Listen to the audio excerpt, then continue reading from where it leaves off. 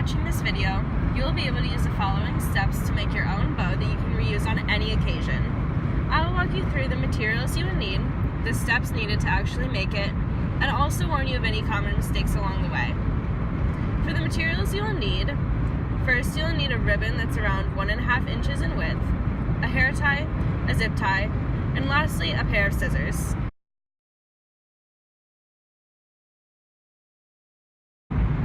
When selecting your ribbon, choose carefully. You do not want wired ribbon, as it will get bent in the wrong way and it won't go back into perfect place. Grosgrain ribbon is the most suitable, but other similar textures work. The reason why I use grosgrain is because it is ribbed and has a woven edge, which according to Michael's Craft Store, makes it durable and the most suitable for crafting something wearable. You will find the best selection of grosgrain ribbon at Michael's or Hobby Lobby.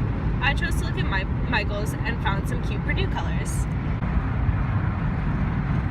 Next I went to look for zip ties and found some at Staples. Your ideal ribbon length will be around 2 feet, but just eyeball it to where you think it should be.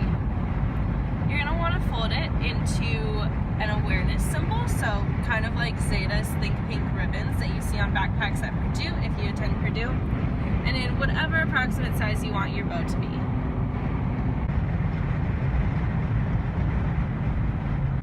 Now, put a hair tie around a zip tie and know which side the zip tie tightens on. Flip it over if you check and it's not going to tighten on the correct side. Now, pinch the ribbon at the front and the back where it crosses. This part is super important to spend some time on because you want the perfect fold. Ideally, the top and bottom sides of the pinched ribbon will be facing the back of the bow. If you do not get this right the first time, like I didn't, feel free to try again. If you pinch it in the middle with the ribbon facing the back, then the sides are automatically going to fold to the back, and if you turn it around to the front, you will have a pretty nicely shaped bow-looking ribbon. At this time, you do not need to have the sides looking perfect. Next, while holding it tight, cinch the zip tie around the center so that the bow stays, but don't tighten the zip tie all the way.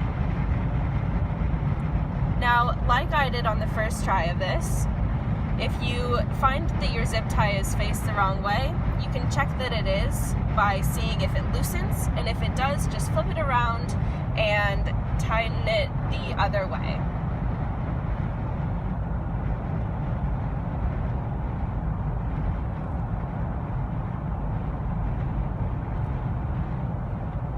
Now, after you tighten it, but not all the way, adjust the length of the loops and ends to be where you want them to be.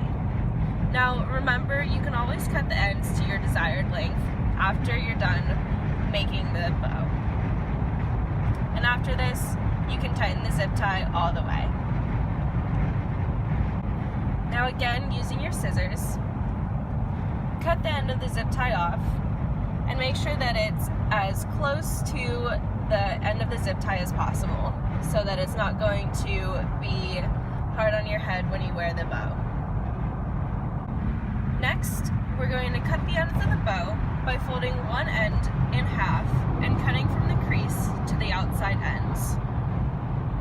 Be careful not to cut from the outside in because that will not make the arrow that you want.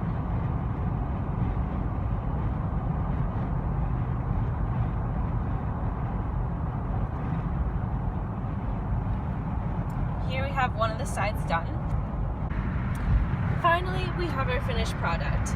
Now remember, grosgrain is the best ribbon to use for this type of craft.